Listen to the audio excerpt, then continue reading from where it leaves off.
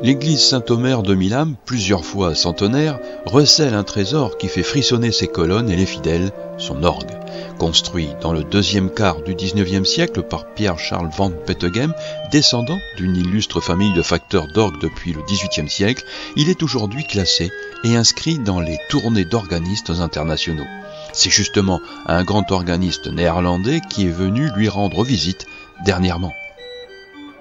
Toon van Eck a fait sonner l'orgue de l'église Saint-Omer de Milam, une sorte de dépoussiérage de l'instrument. Il a en effet poussé l'orgue presque 2 fois centenaire dans toute la gamme des sonorités que l'instrument peut rendre. Et c'est un festival de sons. Oui, c'est vrai, ce sont des mouvements d'une messe de François-Joseph Fétis, un compositeur et musicologue belge du XIXe siècle, qui a encore composé ces messes pour l'orgue classique, donc pour ce genre d'instrument. Et là-dedans, je peux faire entendre vraiment toute la sonorité classique de cet instrument et en même temps par des pièces contemporaines, donc des pièces qui pouvaient être jouées sur cet instrument. Musicien, il se produit depuis 1967 dans des concerts aux 4 coins de l'Europe et en Amérique du Sud. Ses connaissances font de lui un expert technique aux avis recherchés. Il a supervisé la construction et la restauration de nombreux orgues historiques.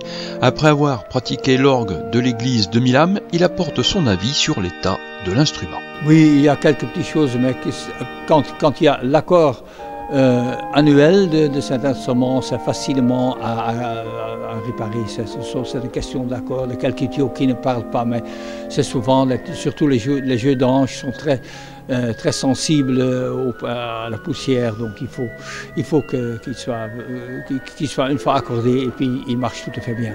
Toon van Eck était accompagné d'une quinzaine de personnes, membres donateurs du musée de l'orgue à Roche, en Suisse. Ils ont écouté religieusement, puis examiné l'orgue de plus près. J'accompagne un voyage d'études des donateurs du musée suisse de l'orgue à Roche. Et c'est un voyage qui passe en Flandre belge et Flandre française, et en Artois aussi d'ailleurs.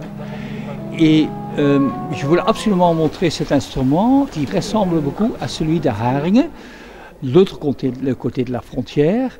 Et là, on va encore la facture classique de Pierre van Peteghem, de leur grand-père. Et on voit au fond qu'ils ont continué cette tradition classique jusqu'au milieu du XIXe siècle.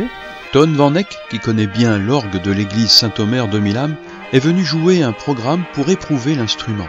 Malgré ses près de 200 ans, parole d'organiste, l'orgue a su conserver ses sonorités.